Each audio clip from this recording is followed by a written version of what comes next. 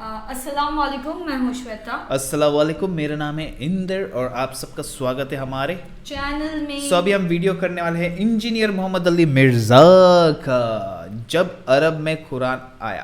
Okay, آئیے دیکھتے ہیں۔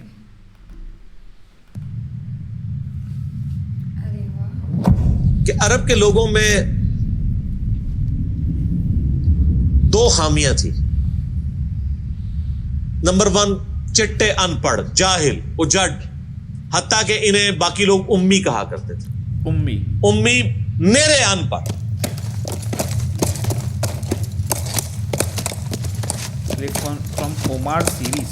دوسری خامی تھی کہ یہ لوگ آپس میں لڑتے رہتے تھے، خاندانوں کے خاندان ختم ہو جاتے تھے۔ پانی پینے پلانے کے اوپر جھگڑا ہوا ہے تو 10 سال لڑائی ہو رہی ہے۔ ارے باپ رے باپ، 10 سال۔ یہ دو خامیاں تھیں۔ نمبر 1، چٹے، ان پڑھ۔ نمبر 2، لڑاکو لیکن آپس میں۔ لیکن دو خوبیاں بھی تھیں۔ ایک خوبی یہ تھی کہ یہ ٹف ماحول کے عادی تھے، ریگستان کے رہنے والے، گرمیوں میں یعنی اتنے مشکل سفر کرنے والے، اونٹ کے اوپر مہینوں کے سفر، تھوڑا سا ساز و سامان کے ساتھ۔ اور دوسری خوبی یہ تھی کہ یہ جب کسی کو زبان دے دیتے تھے نا، پھر گردن ہی کٹتی تھی، پیچھے نہیں ہٹتے تھے، چاہے کسی دشمن کو بھی زبان دی ہے۔ اللہ نے ان کی یہ دو خوبیاں یوٹیلائز کر لی کہ زبان دی اللہ کے نبی علیہ السلام کو، انہوں نے جس نے دی، پھر گردن ہی کٹی ہے۔ اور دوسری خوبی کہ وہ ٹف ماحول کے عادی تھے لیکن لڑتے آپس میں تھے۔ اللہ تعالیٰ نے ان کی خامی کیسے پوری کی کہ ان کو ایک لیڈر ایسا دے دیا جس نے سارے قبائل کو ایک جھنڈے کے نیچے جمع کر دیا، اور جہالت کے لیے دور کرنے کے لیے ان کو ان کی زبان میں کتاب دے دی۔ اب جس نے سورہ بقرہ، سورہ نساء، سورہ مائدہ حفظ کی ہوئی ہے، اس کے سامنے کوئی کرسچن کا پادری، کیا یہودیوں کا پادری وہ بیٹھ سکتا تھا؟ جتنے ان کے دلائل تھے انہوں نے وہ زبانی یاد کیے ہوئے تھے۔ تو وہ لوگ جو اپنے آپ کو سمجھتے تھے کہ ہم بڑے علامہ ہیں اور یہ امی ہیں، ان امیوں نے ان کو علم میں بھی الٹ کے رکھ دیا، صرف ایک قرآن کی وجہ سے۔ اور اللہ نے لیڈر دیا، سارے عرب قبائل جمع ہوئے۔ وہ عربی جو آپس میں لڑتے تھے، انہوں نے کبھی یہ سوچا بھی نہیں تھا کہ اگر ہم ایک جھنڈے کے نیچے جمع ہو جائیں تو ہم دنیا کی سپر پاورز کو الٹ سکتے ہیں، رومن اور پرشین امپائر کو۔ اور دیکھیں سر پھر کیسے الٹا ہے انہوں نے۔ ود ان 17 ایئرز ہر چیز اڑا کے رکھتی ہے، صدیوں کی سلطنتیں، لاکھوں کی ریزروڈ آرمیز رومن اور پرشینز پوری دنیا پہ حکومتیں کر رہی ہیں، جدید اسلحہ ہے۔ اور ادھر یہ بدو ہیں جن کے پاس اونٹ ہیں، گھوڑے ہیں، تلواریں ہیں، نہ منجنیق انہوں نے کبھی دیکھی، نہ ان کے پاس اس طرح کے ہاتھی بڑے بڑے جو پرشینز کے پاس تھے۔ بس چل پڑے، کلمہ پڑے اور نکل کھڑے ہوئے۔ پھر دنیا نے دیکھا کہ ہر چیز کو الٹ کے رکھ دیا، انہی کے اسلحے ان سے چھین کے انہی کو الٹ دیا۔ وہ ساری کی ساری بجلی کس نے بھری تھی ان کے اندر؟ اس کتاب میں۔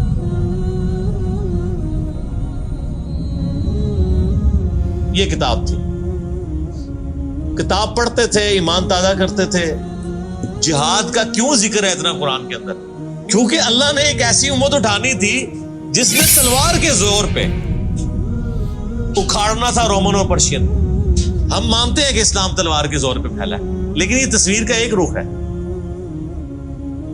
تصویر کا دوسرا رخ یہ ہے کہ جو بدماش صدیوں سے دنیا پہ حکمران تھے اور لوگوں کی رعایا کا استحصال کر رہے تھے، اپنی رعایا کا، ان پہ انہوں نے اتنے ٹیکسز لگائے ہوئے تھے، ان کو اکھاڑنے کے لیے کیا میٹھی میٹھی باتیں چاہیے تھی؟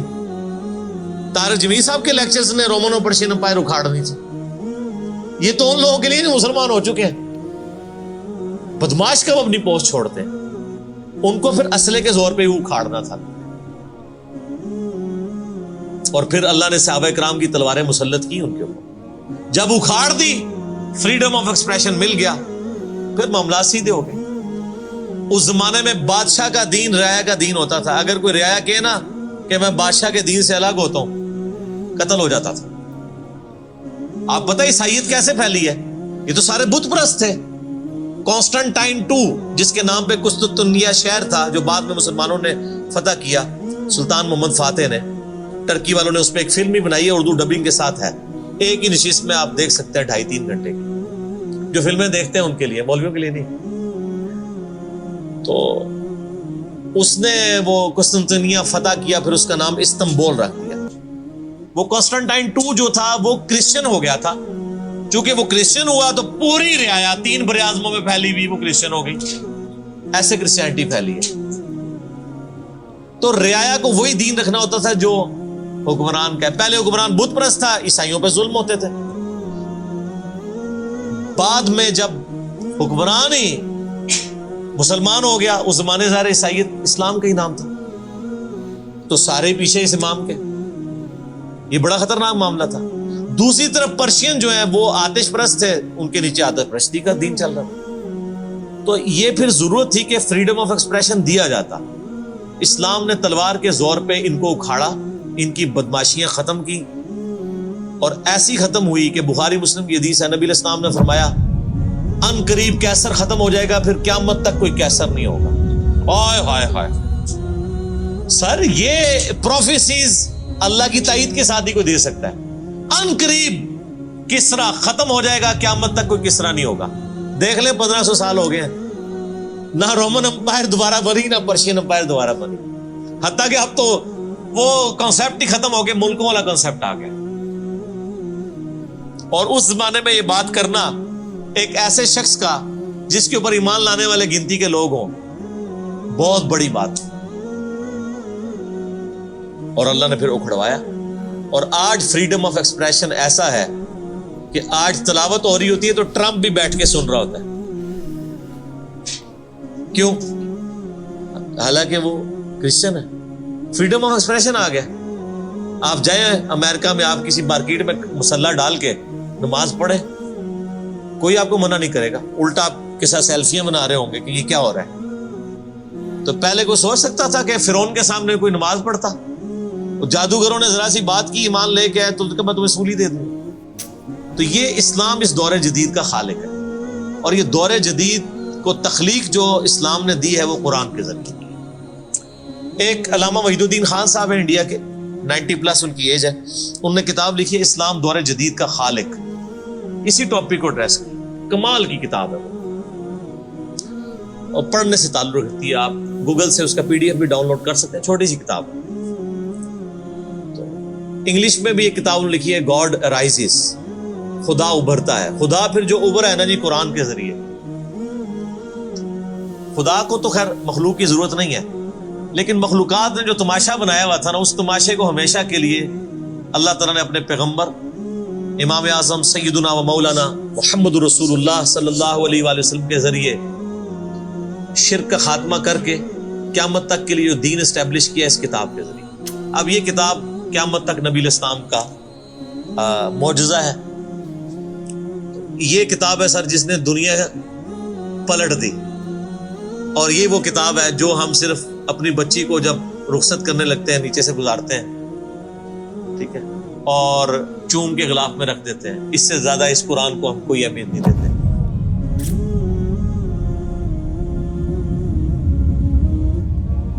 حالانکہ یہ قرآن اس لیے نازل ہی نہیں ہوا ہوا, یہ تو ہماری کتاب زندگی ہے. لیکن ماشاءاللہ ایسی سازش اسلام کے خلاف کی ہے, کافروں نے نہیں, مسلمانوں نے پوری نیک نیتی کے ساتھ جنازہ نکالا دین کا, اور ایک سلوگن دے دیا, قرآن نہیں ڈائریکٹ پڑھنا گمراہ ہو جاؤ گے. قرآن میں بڑی بڑی مشکل چیزیں ہیں, اس کو ہاتھ نہیں لگانا. یہ یہودی بات کرتے تو ہم کہتے ہیں یہ اللہ کے دشمن ہے. مسلمان کہہ رہے ہیں, ہم کہہ رہے ہیں بالکل صحیح کہہ رہے ہیں. وہ میرا کلپ آیا نا پچھلے, لیکن اور ایک مولوی نے کہا ہے تو وہ اسلام 360 کے اوپر جو اس نے حملہ کیا ہے, تو میرا کلپ بھی اس پہ ریکارڈ ہوا ہے. تو پہلے تو لوگ کہتے تھے کہ ہم ہی باتیں کرتا ہے, اب تو ویڈیو میں لوگ ریکارڈ کرا رہے ہیں کہ جی قرآن ڈائریکٹ نہیں پڑھنا, آپ گمراہ ہو جائیں. اچھا, آج تک آپ نے کبھی نہیں سنا یہ کہیں کہ فلاں مولوی کی کتاب ڈائریکٹ نہیں پڑھنی, آپ گمراہ ہو جائیں گے. یعنی مولوی کڈا سیاڑا ہے کہ اس کو طریقہ پتا ہے کہ میں نے بات کیسے سمجھانی ہے, اور اس کو ایسی کتاب لکھنی بھی آتی ہے جو گمراہ نہ کرے. اور اللہ کو ایسی کتاب نہیں دینی آئی کہ جو گمراہ ہونے سے بچا لے. قرآن میں کہاں ہے کہ یہ گمراہ کرتا ہے؟ وہ تو اللہ نے ٹانٹ کیا کہ جو قرآن پہ ایمان نہیں لاتے وہ گمراہ ہوتے ہیں. جو ایمان لے ہیں اور بات مان لیں وہ کیسے گمراہ ہوں گے؟ یہ تو تعریف کی ہے انہوں نے. تو اس کتاب نے جناب دنیا کی کایا کلب کی ہے، اور اس کا ٹیسٹ آپ تبھی فیل کر سکتے ہیں جب آپ عربی جانتے ہو تھوڑی بہت، یا پھر اگر آپ نے اردو میں ٹیسٹ لینا ہے تو آپ مولانا مودودی رحمہ اللہ کا ترجمہ پڑھیں. وہ اسی سوز و گداز کو ٹرانسلیٹ کرتا ہے اردو کے اندر. میں نے ابھی تک کسی اور بندے کے ترجمے کو نہیں دیکھا کہ جو ترجمے بڑے لوگوں نے کیا، احمد بریلوی صاحب نے، شریف تھانوی صاحب نے، ان دونوں کے ترجمے تو ویسے ہی وقت کے ساتھ ختم ہو گئے اس لحاظ سے کہ اس میں تو کئی الفاظ جو ہیں وہ پرانی اردو کے ہیں. ہمارے نئے بچوں کو تو سمجھ نہیں آتی یہ لکھا کیا ہوا ہے. ہم نے کئی سنگتیں ہلاک کر دی. سنگتیں پتہ کسے کہتے ہیں؟ نہیں پتا. کئی امتیں، انہوں نے امت کا ترجمہ سنگت کیا. اس زمانے میں وہ چلتا تھا. ٹھیک ہے، آج کل اگر آپ اعلیٰ حضرت کا یہ ترجمہ رکھیں تو لوگوں کو نہیں سمجھ آئے. لیکن مودودی صاحب نے چونکہ لیٹسٹ اردو میں ترجمہ کیا اور پھر وہ سوز و گداز ٹرانسفر کیا. میرا چیلنج، آپ کوئی قرآن کی صورت نکالیں اپنی مرضی کی، باقی ساروں کے ترجمے رکھیں، پھر مودودی صاحب کا بھی پڑھیں، تو آپ کو لگے گا کہ آپ کا دل تیزی سے دھڑکنا شروع ہو گیا ہے. الفاظ کے چناؤ، پھر اس میں جو ردم ہے. اور وہ انہوں نے تفہیم القرآن کے مقدمے میں لکھا ہے کہ میں نے دیکھا ہے کہ ہمارا نوجوان قرآن ترجمے سے لے کے بیٹھتا بھی ہے نا تو بور ہو جاتا ہے. تو ان کا میں نے سمجھا کہ کیوں ہوتا ہے بور، کیونکہ وہ تو پڑھ رہے تھے اردو میں، اللہ نے تو قرآن نازل کیا عربی میں. عربی اس نے سیکھنی کوئی نہیں ہے. اور اردو نے جو ترجمہ کیا ہوا ہے وہ انہوں نے ترجمہ کیا ہوا ہے ایز اے اسٹوری بک. یہ تو کتاب زندگی ہے، یہ تو زندہ کتاب ہے، بلکہ مسلمانوں کی زندگی کا سبب ہے. صحیح مسلم میں حدیث ہے اللہ اس کتاب کی وجہ سے قوموں کو عروج دے گا اور اس کتاب کی وجہ سے لوگوں کو، امتوں کو زوال دے گا. جس کو ڈاکٹر اقبال نے پھر شعر میں کہا، وہ زمانے میں معزز تھے مسلمان ہو کر اور تم خار ہوئے تارک قرآن ہو کر. وہ زمانے میں معزز کون؟ صحابہ اہل بیت تابعین تبع تابعین. اور تم خار ہوئے کون؟ اسی. اور صرف اسی نہیں، ساڑھے بزرگ بھی. یہ نہ سمجھیے گا، ظاہر آپ تو ہم کہہ سکتے ہیں نا، ڈاکٹر اقبال کے زمانے میں انڈیا پاکستان بنگلہ دیش کے جتنے بابے ہیں زندہ تھے. آج تو کہہ سکتے ہیں مر گئے ہیں. ڈاکٹر اقبال جب یہ شعر کہہ رہا تھا تم خار ہوئے تارک قرآن ہو کر، تو وہ خار احمد بریلوی صاحب، اشرف تھانوی صاحب، یہ سارے لوگ زندہ تھے اس وقت. انہی کو ہی کہہ رہے تھے نا. حتیٰ کہ قرآن کے ترجمے کو بھی گناہ سمجھا گیا. یہ تو بہت بعد میں ترجمہ ہوا ہے، پہلے ترجمہ شاہ ولی اللہ دہلوی نے کیا. پہلے تو لوگ کہتے ہیں قرآن کا ترجمہ کرنے کی ضرورت نہیں ہے. اور یہاں لوگ کہتے ہیں بزرگوں کی بڑی خدمات ہیں. ہم پوچھتے ہیں 1000 سال سے بزرگ یہاں بیٹھے ہوئے ہیں، کسی ایک بزرگ کا قرآن کا بخاری کا ترجمہ مجھے دکھا دیں کہ جی یہ سلطان بہو نے دیکھے نہیں قرآن کا ترجمہ کیا، یہ جی داتا صاحب نے بخاری شریف کا ترجمہ کیا. کیا انڈیا پاکستان بنگلہ دیش کے لوگوں کی زبان عربی تھی؟ فارسی تھی نا. تو کسی بزرگ کو توفیق نہیں ہوئی ہے کہ قرآن کا فارسی میں ترجمہ کر دے. اتنا بڑا چھکا میں نے مارا ہے کہ قیامت تک یہ روئیں گے. آندہ کو کہنا بزرگوں کی خدمات ہیں. ہمارے پرائم منسٹر صاحب بھی کہتے ہیں نا جی وہ فرید الدین گنج شکر کی بڑی تعلیم. فرید الدین گنج شکر صاحب نے کون سا قرآن کا ترجمہ کیا؟ اگر کسی نے قرآن کا ترجمہ ہی نہیں کیا، بخاری مسلم کا ترجمہ ہی نہیں کیا، وہ کیا خدمات کرتا رہے؟ وہ اپنی تعلیمات دیتے رہے. صحیح غلط اس کا فیصلہ ہم نہیں کرتے، وہ تو پھر میں اور طرف چل پڑوں گا. صرف جو خدمات والا ڈھونگ رچایا ہوا ہے نا وہ میں آپ کو بتا رہا ہوں. جتنوں کے مزار بنائے ہوئے آپ نے، کسی ایک کا ترجمہ دکھا دے قرآن کا. تو یہ پھر انہوں نے جان بوجھ کے سیاست کی اسلام کے نام کے اوپر، اپنی باتیں کرواتے رہے. سر ان کو پتا تھا قرآن کا ترجمہ ہو گیا، سورہ زمر اور سورۃ الانعام اگر اردو میں آ گئی تو بابوں کو کس نے پوجنا ہے؟ سر بخاری کا اگر ترجمہ ہو گیا تو ساروں نے تو رفع الیدین سے نماز پڑھنی ہے، بابے سارے بغیر رفع الیدین والے نے. یہ وجہ تھی کہ بڑی ہوشیاری ہے انہوں نے. اینا سمجھو بولے سمجھے، بہت ہوشیار سمجھے. اور دیکھ لینا پھر اب رزلٹ سامنے آ گیا. جدھر ترجمے ہوئے ہیں وہ کہنا نہیں پیو دادے تے ایتھے ہاتھ بندہ سی، اے ایتھے بندہ ہے، تو رزلٹ نکل آیا نا. اسی لیے بزرگ جو کام کرتے ہیں وہ حکمت سے خالی نہیں ہوتا. ہاں انہوں نے بڑی ہوشیاری دکھائی ہے آپ کے ساتھ، لیکن اللہ کا وعدہ ہے هو الذی ارسل رسولہ بالہدی ودین الحق لیظہرہ علی الدین کلہ. कुर्बे क़यामत से पहले दीन को गलबा मिलना है, गलबा बाबों के जरिए नहीं मिलना था, इसी किताब से, जिस किताब ने पहले गलबा दिलाया। अब आज देखें बच्चा बच्चा एंड्रॉइड फोन खोले हुए है, कोई आयत आती है तर्जमा पढ़ लेता है। तो सर ये खिदमत तो फिर इन्होंने की है ना इस्लाम की। अच्छा ये एंड्रॉइड फोन किस रहमतुल्लाह अलैह ने बनाया था?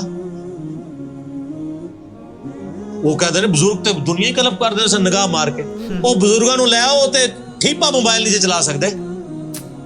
आप मुझे बताएं मैं किसी बुजुर्ग को कब्र से निकालूं और उसको कोई मोबाइल चला लेगा?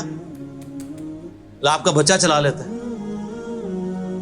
और किसी का अगर इतना ईमान है ना बुजुर्गों के ऊपर, तो आज वाले बुजुर्गों पे भी है। तो मैंने इनको बड़ी दफा मशवरा दिया है कि बुजुर्ग जो जनाब दुनिया चला रहे हैं, तो मैं इनको कहता हूं आपको बुजुर्गों के साथ जहाज पे बिठाते हैं, जब 10 किलोमीटर हाइट पे पहुंच जाता है ये बोइंग जहाज, जब पहुंचे तो हम पायलट को कहे तू तो भाई बिस्मिल्लाह पढ़ के ते पैराशूट नाल कूद जा, बुजुर्ग चलान ते जहाज लैंड करान, वो कितने लैंड होएगा जहाज?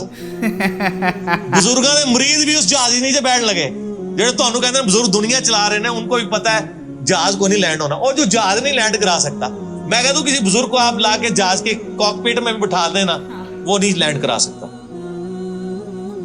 हाँ लैंड कराएगा अगले जहां जाके, वो भी वो नहीं कराएगा, खुद ही होएगा। सब कहानी है, कहानियों का दौर खत्म हो चुका, क्योंकि अब एक नारा आम है, कौन सा कि ना मैं वाबी ना मैं बाबी, मैं हूं मुस्लिम इल्मी किताबी। तो ये इल्मी किताबी जब हम कहते हैं तो वो इल्म कौन सा इल्म होता है, वो किताब कौन सी किताब होती है? ये अल्लाह की किताब जिसपे हम बात कर रहे हैं। तो आप देखें मैं इस पे भी 30-35 मिनट लग गए। अब आप आ जाए सूरह अन-नबा।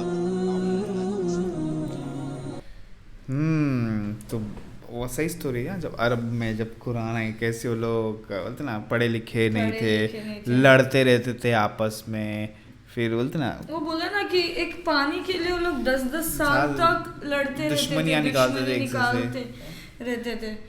बट एक अच्छी क्वालिटी, एक नहीं दो क्वालिटी अच्छी थी कि एक में तो जबान के पक्के थे, ऊपर से वो डेजर्ट में एकदम वो ये थे, कम सामान में भी वो डेजर्ट पार सकते मतलब ना हाँ ट्रैवल कर सकते थे अच्छे से। और कैसे फिर चेंज हुए वो लोग, कैसे फिर वो देखना पड़ेगा सीरीज, ओमान सीरीज। हाँ तो कोई नहीं देखेंगे हेलो लोग, मे भी उसके भी रिएक्शंस चालू कर देंगे, देखते कुछ सीरीज रहेंगी ना ऐसी, तो वो भी शुरू कर सकते हैं हम हेलो लोग।